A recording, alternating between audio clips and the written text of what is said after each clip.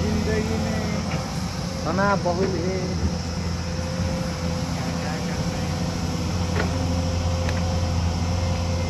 जिंदगी चाहिँ जस्तो हो नि रमाइलो गरेर होइन यार हो हुन त सोच्ने अन्त मरेर जाने हो होइन।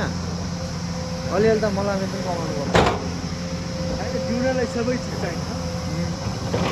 मेन समाज चाहियो, मेन समाज चाहिँदो रहेछ क्या सर। त्यही त समाज चाहियो, सबै चिज चाहियो। धन चाहियो, मन चाहियो, माया चाहियो,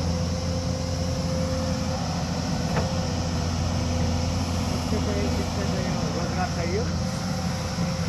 लास्टमा त परिवारै चाहियो। सेपरेट फेरि परिवार पनि त्यही हो क्या।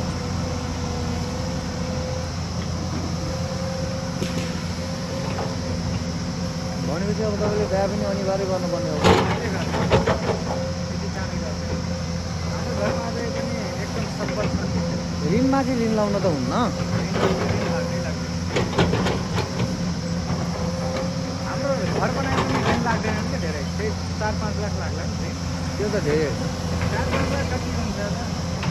4-5 धेरै होइन नि। 1 वर्षको कुराहरू 1 वर्ष पनि लाग्दैन। हाम्रो होइन, सबैजना कमाउने छन् त, कहाँबाट लाग्दैन? बाउले दिन्छ, आमाले दिन्छ, दिदीले दिन्छ, म दिएँ भने त त्यो धेरै थुप्रै। दिदीको बिहा भइसक्यो? दिदीको बिहा गर्न बाँकी छ। दाइको दाइ चाहिँ छुट्टिने भन्दा त्यो चाहिँ अलि जाऊ। त्यही खास गरी दिदीकै कारणले पनि होला सायद मेरो विचारमा, होइन? किन? होला नन्दा भाउजूको भन्छ नि, झन् मिल्छ नि त नन्द भाउजूको। हाम्रोतिर कहीँ मिल्दैन अझैसम्म। हाम्रोतिर सब त्यस्तै हो। हाम्रोतिर त लास्टै मिल्दैन। यहाँको छ नि, यहाँ त घाँसमा मारेको पनि त त्यही त नन्दा भाउजू यस्तो मिलिरहेको देखेको, यस्तो फ्रेङ्कली बोलेको। हाम्रो यसरी कहिले पनि बोल्दैन। एकदम डाहा गर्ने, एकदम रिस गर्ने, ईर्ष्या गर्ने हुन्छन् हाम्रोतिर। हाम्रो समाज अर्कै छ के, तपाईँको समाज त अर्कै छ। हाम्रो समाजको संरचना चाहिँ मलाई राम्रै लाग्छ। होइन तपाईँहरूको त एकदम राम्रो छ, यो संरचना राम्रो लाग्यो तपाईँहरूको। हाम्रोतिर अलि साथी छन् कि सबै आफ्नो पुरा भयो भने बस यही छ। ए गुरुङको लाइन दिन्छ क्या। अर्को अब मामाको छोरी बिहा गर्दैछ। टायर फेर्न मलाई त मेरो राम्रो छ, जिम्मेवार त जिम्मेवारी छ। उहाँको अहिलेको टेन्सन भनेको, अहिलेको उहाँको कन्सर्न भनेको चाहिँ के हो भने, अब तपाईँले एउटा टाइममा गएपछि पैसा कमाउनु हो, त्यसपछि यो धेरै ठुलो रूप छैन। त्यसपछि चाहिँ हामी सकिन्न पैसा कमाउनुमा। अहिले मिहिनेत गर्नुपर्छ, अहिले खालि बस्नुहुन्न भन्ने हो क्या। त्यो फेरि एकदम सही पनि हो क्या। उनको बाउको त ऊ छ, पेन्सन बाँकी छ, पेन्सनै छ, पेन्सनबाट हुन्छ।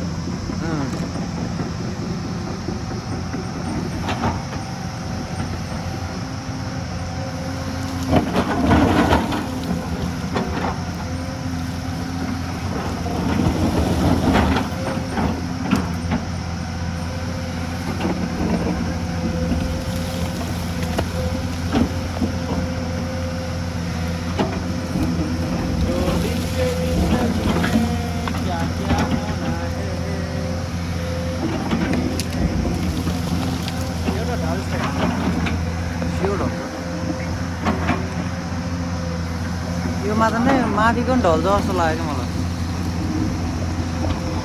यो ढल्यो नि त, यहीँ ढलियो।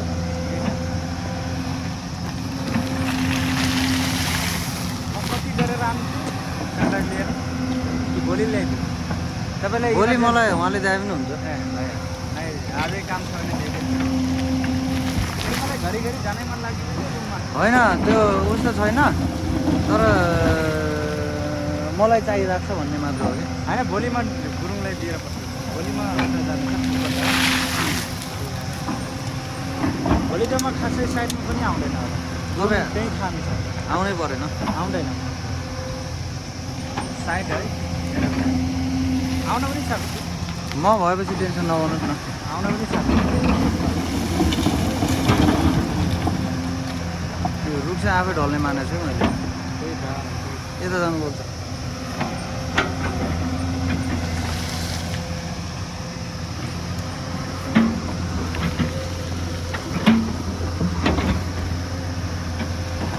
एउटा साथी हाम्रो दसैँ मान्न आइरहेको यार काठमाडौँबाट तपाईँले हिजो भन्नुभएको थियो त्यसलाई डबल दिने रे ठिकै हो यो एक हिसाबले त फेरि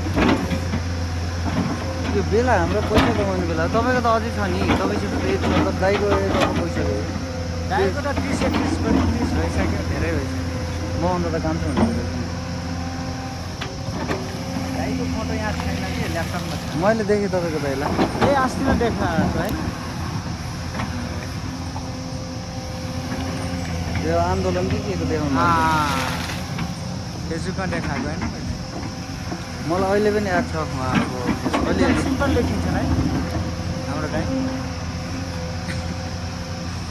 सिम्पल साधारण छन् एकदम यस्तो लगाउन मन गर्दैन के हौदै तपाईँको म जस्तै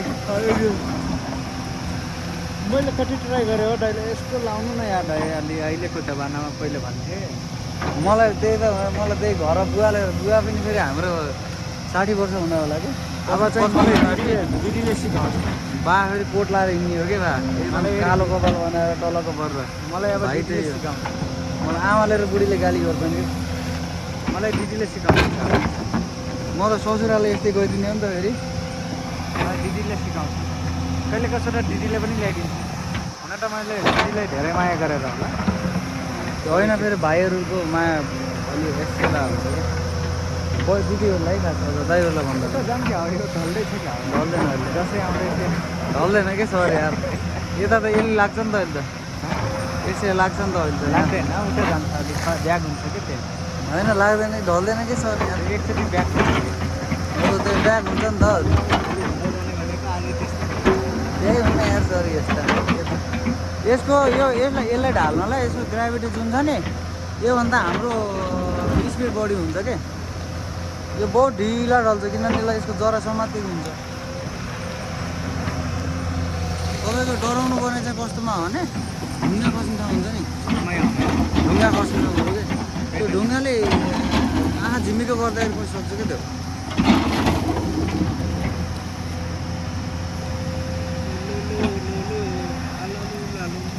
भोलि त बहुत भरमाडी खुसी लाग्यो बहुत खुसी लाग्यो आज रातभरि त्यस्तो त्यो रात निन्द्रै पर्दैन आज उता जानुहोस् न निन्द्रा पार्न त्यस्तोमा गयो उता गयो भने झन् निन्द्रा पर्दैन त्यहाँ गएर निन्द्रा पर्छ क्या पुरै राति हिँड्यो भने म झन् निन्द्रा हराउँछ राति हिँड्यो भने म राति हिँड्नै हुन्न जब एक ठाउँमा बसेर नेट हेरेर बस्यो भने मोबाइल होइन मेरो झन् एकैछिनमा निद्रा आउँछु यताउता आज गुरुङ सरलाई भन्नुपर्छ जसरी लैजानु पर्छ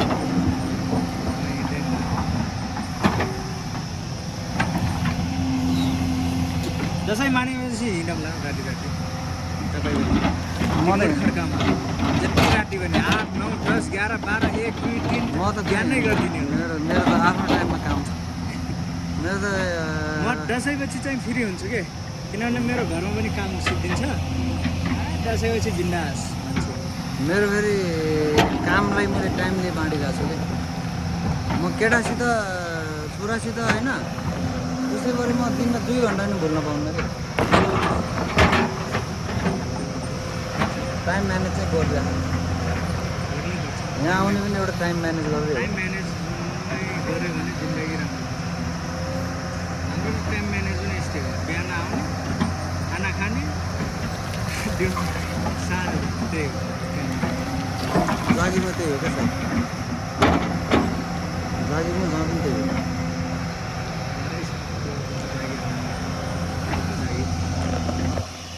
मेरो पनि त्यही हुन्छ मेरो त झन् हाम्रो काम त राति पनि हुन्छ नि त 11-12 बजीतिर पनि काम गर्नुपर्छ त्यो जागिर यस्तो हुन्छ नि त त्यो बानी बस्छ कि फेरि बानी बस्छ त्यो बाहेक अरू दिमागमा आउँदैन मलाई थाहा छ म त 15 वर्ष गरेँ मलाई कर्पोरेट हाउसमै 5-7 वर्ष काम गरेँ कर्पोरेट हाउसको त्यहाँ पनि अब फ्रन्ट लाइनमै लास्टमा चाहिँ अब यो दुनियाँमा माछालाई पैसा भन्ने चाहिँ झुन्जेल हो पैसा जागिर गर्नु चाहिँ पैसा भने घर जानुपर्छ घरमा बस्नुपर्छ आफ्नो फ्यामिलीसित जाने टाइम बिताउनुपर्छ